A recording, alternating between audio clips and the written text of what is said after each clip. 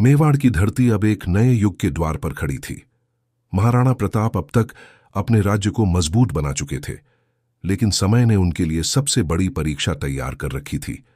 दिल्ली का बादशाह अकबर, जिसका डंका पूरे हिंदुस्तान में बज रहा था, अब अपनी नजर मेवाड़ पर टिकाए हुए था। अकबर ने कई बार संधि के लिए प्रताप को संदेश भेजा, कभी दौलत, कभी शक्ति, कभी दोस्ती का हाथ। लेकिन महाराणा का उत्तर हमेशा एक ही था, मेवाड़ की मिट्टी बिकाऊ नहीं है और राजपूताना का स्वाभिमान कभी नहीं झुकेगा। यह आक्रोश और स्वाभिमान की टक्कर अब तलवारों की गूंज में बदलने वाली थी, और यह था समय जब इतिहास का एक ऐसा युद्ध होने जा रहा था जो आज भी हल्दी घाटी के नाम से जाना जाता है। प्रताप ने अपने सैनिकों को इकट्ठा किया। वीरों के ऊंचे चेहरों पर सिर्फ एक ही संकल्प था, मातृभूमि के लिए जिएंगे और अगर जरूरत पड़ी तो अपना खून बहाकर इसे बचाएंगे। इस युद्ध में उनका सबसे बड़ा सहारा था उनका वफादार अश्व चेतक।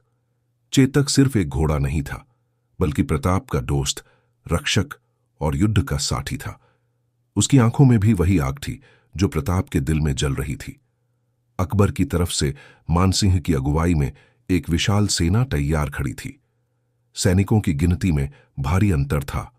एक तरफ थी मुगलों की समुद्र जैसी विशाल सेना और दूसरी तरफ थी प्रताप की छोटी सी लेकिन जुनून से भरी राजपूत फौज।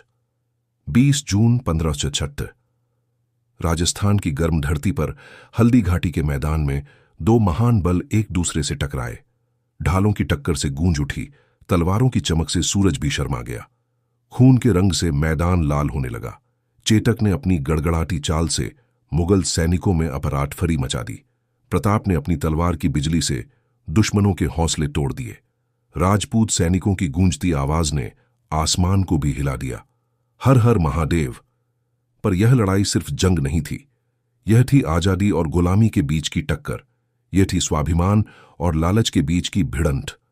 हल्दी घाटी का युद्ध इतिहास में अमर हो गया और महाराणा प्रताप का नाम वीरता और स्वाभिमान का प्रतीक बन गया।